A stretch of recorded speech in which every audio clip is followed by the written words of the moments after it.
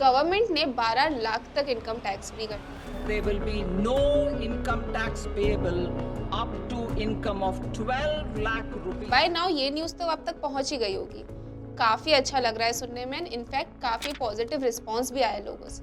But there is a lot of confusion as well. जैसे अगर income 12 lakh से थोड़ी भी ज़्यादा हो गई तो क्या सीधा 60,000 टैक्स भरना पड़ेगा?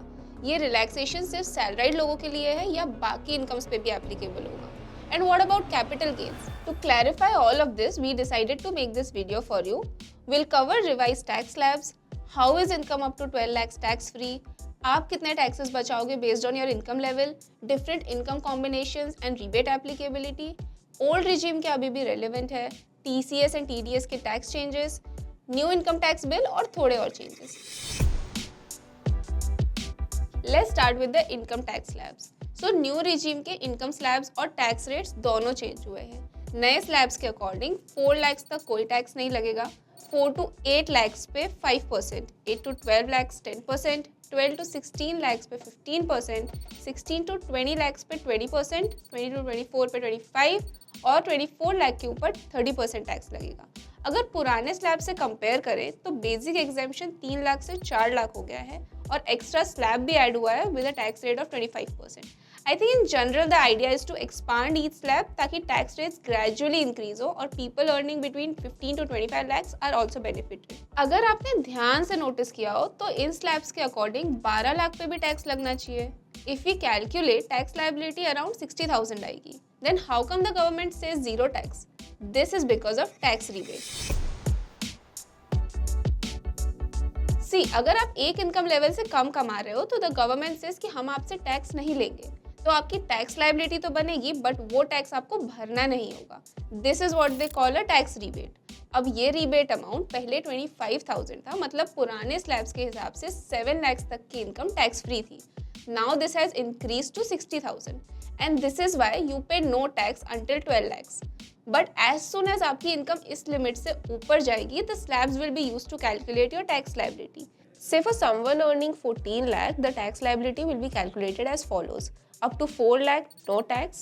Next 4 lakh पे 5%, फिर 10% and बचे हुए 2 लाख पे 15% टैक्स लगेगा. तो the total tax liability becomes 90,000. But what if income 12 lakh से थोड़ी ही ज़्यादा हो, जैसे 12.1 लाख? उस केस में तो स्लैब्स के according the tax liability will be 61,500. इससे अच्छा तो वो 10,000 नहीं कमाते, बट ऐसा नहीं है। इस सिचुएशन में you get something called a marginal relief. The government says कि अगर आपकी टैक्स लायबिलिटी इनकम से ज़्यादा आ रही है तो आप जितनी एक्स्ट्रा इनकम है उतना ही टैक्स भरो। सो 12.1 लाख की इनकम पे you will pay 10,000 in tax.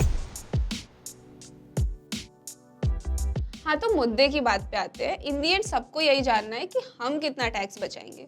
इसके लिए you can refer to this table जहाँ डिफरेंट इनकम लेवल्स और करस्पॉन्डिंग टैक्स सेविंग्स लिस्टेड है।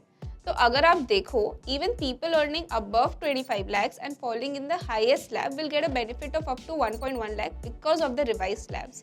मतलब इस अमाउंट से तो आप एक लैविश वेकेशन पे जा सकते हो। एंड अगर आपकी इनकम सिर्फ सैलरी है तो you also get a standard deduction of 75,000। इस केस में अलग अलग इनकम लेवल्स पे आपकी टैक्स लायबिलिटी समझने के लिए आप इस टेबल को रेफर कर सकते हो। अब ये रीबेट एप्लीकेबिलिटी से रिलेटेड लोगों को काफी डाउट्स है, चलिए उन्हें समझते हैं। The finance minister specifically said कि 12 लाख की नॉर्मल रेट इनकम पे रीबेट मिलेगा। पहले तो लेट्स अंडरस्टैंड ये नॉर्मल और स्पेशल रेट होता क्या है। सी, मोस्ट टाइप की इनकम स्लैब रेट पे टैक्स होती है। This includes your salary, interest, rental income and even business income. अब ये सारी इनकम ऐड होती है एंड उन पे एप्लीकेबल स्लैब के हिसाब से टैक्स लगता है। बट सर्टेन इनकम जैसे कि capital gains fixed special rate पे टैक्स होती है, जैसे कि आपके स्टॉक्स और म्यूचुअल फंड्स के प्रॉफिट। लॉन्ग टर्म गेन्स पे 12.5% टैक्स लगता है एंड शॉर्ट टर्म पे 20%। तो इन इनकम्स पे आपको रिबेट नहीं मिलेगा। एग्जाम्पल के लिए, if you have 7 lakhs of salary income and 4 lakhs of capital gains, अब भले ही आपकी टोटल इनकम 12 लाख से कम है, आपको उन 4 लाख के गेन्स पे टैक्स देना होगा। Another scenario में if you have a salary of 11 lakhs and capital gains of say 5 lakhs, वैसे तो आपकी टोटल इनकम 12 लाख से ज़्यादा है, बट बिकॉज आपकी नॉर्मल रेट इनकम 11 लाख है, उस पर पूरा रिबेट मिलेगा एंड 5 lakhs के कैपिटल गेन्स पे टैक्स भरना होगा। ये क्लैरिफिकेशन जरूरी भी था बिकॉज लास्ट ईयर इस रिबेट को लेके काफी कंफ्यूजन हुआ था। देखो, ये सारे टैक्स स्लैब्स और रिबेट के चेंजेस न्यू रिजीम में आए हैं। The old regime slabs remain same, और अगर इनको साइड बाय साइड रख के कंपेयर करें तो there is a clear winner. Unlike new regime, old regime में तो 10 लाख के बाद ही 30% का हाईएस्ट स्लैब आ जाता है। ओनली इन रेयर केसेस जहां डिडक्शन बहुत ज़्यादा हो, old regime might still be beneficial. 72% tax payers तो ऑलरेडी न्यू रिजीम में है, एंड इन रिविजन्स के बाद the number is only going to increase. And लोगों के पास मोर कैश इन हैंड होगा तो they have the liberty to spend it wherever they want. अब इसका direct impact tax saving instruments जैसे पीपीएफ, ईएलएसएस फंड्स और tax saver FD पे आएगा, और इनके इनफ्लोज कम हो सकते हैं। On the other hand, NPS के इनफ्लोज को बूस्ट मिल सकता है because it continues to get tax benefits even under the new regime. तो मेरे हिसाब से लास्ट 5 ईयर्स में ओल्ड रिजीम में कोई नए चेंजेस और डिडक्शंस का ऐड ना होना यही सिग्नल कर रहा है कि it will soon be discarded. अब चलते हैं TDS and TCS related changes की तरफ, यानी ऐसे टैक्स जो आपकी इनकम या स्पेंडिंग्स पे अपफ्रंट लगाया जाता है। ओके, सबसे पहला चेंज सीनियर सिटीजन्स के लिए है। अभी तक टीडीएस वाज डिडक्टेड अगर एफडी या सेविंग्स डिपॉजिट का इंटरेस्ट क्रॉस 50,000 पर year. This limit has been increase to 1 lakh. Even for people below 60 years of age, this limit will increase from 40 to 50,000.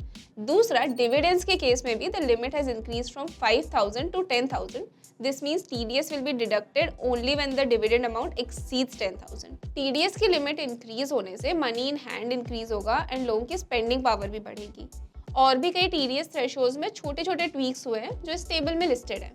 Moving on to TCS, अभी तक 7 लाख से ज़्यादा के foreign remittance पे TCS लगता था at the rate of 20%। This limit will be increase to 10 lakh. And अगर आप एजुकेशन के पर्पस के लिए पैसे अब्रॉड भेज रहे हो, which is very common for students studying abroad, तो ऐसे रेमिटेंस पे अब कोई TCS एप्लीकेबल नहीं होगा। The only condition is that the amount must be funded by a loan. अभी तक ऐसे केस में 0.5% TCS लगता था।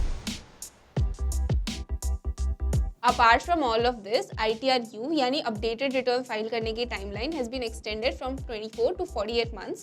This means if you miss filing the ITR for a particular assessment year, you can file an updated return till the next 4 years now. NPS वात्सल्य के contributions will also be eligible for tax benefit. ये scheme last year ही launch हुई थी जहां NPS investments can be made for minors. A deduction of up to 50,000 will be available to parents और guardians जो NPS वात्सल्य में invest कर रहे हैं, लेकिन ये डिडक्शन सिर्फ ओल्ड रिजीम में अवेलेबल होगा। And lastly, the new income tax bill.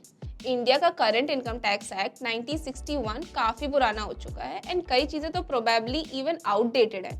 It was anyway high time कि दिस वॉज रिवैम्प्ड। इसकी शुरुआत एक्चुअली 2009 में हुई थी जब डायरेक्ट टैक्स कोड प्रपोज हुआ था, which was aim to make the tax law simpler, but it never actually got implemented. So नए इनकम टैक्स बिल 2025 का भी गोल होगा कि आउटडेटेड चीज़ों को एलिमिनेट करें एंड लॉज को क्लियर और सिंपल बनाएं। If more people understand taxes, compliance भी बढ़ेगा और लिटिगेशंस कम होंगे। Will make another video when the income tax bill is out explaining the bill and how it affects you. All in all देखा जाए तो taxes के point of view से ये बजट काफ़ी हैपनिंग था। कई वीक से एंटिसिपेशन एंड एक्सपेक्टेशंस बिल्ड हो रही थी and the middle class finally got some relief. अब गवर्नमेंट के साइड से सोचा जाए तो 7 लाख से 12 लाख तक इनकम टैक्स फ्री करने का जंप काफ़ी बड़ा था। इस चेंज की वजह से उनको 1 लाख करोड़ का रेवेन्यू लॉस होगा, but of course they have a plan B to bridge this gap, which is consumption focused growth model. Idea is अगर लोगों के पास ज़्यादा पैसे रहेंगे तो स्पेंडिंग पावर भी बढ़ेगी और इकोनॉमी को बूस्ट मिलेगा। And due to the same reason indirect tax collections might also increase. But थोड़े डाउन साइड्स भी हैं। लोगों के सेविंग्स हैबिट इफेक्ट होंगे। डिडक्शंस के लिए ही सही, earlier people invested in tax saving instruments which came with a lock in period, hence they inculcated a habit of long term savings. But अब ऐसा नहीं होगा।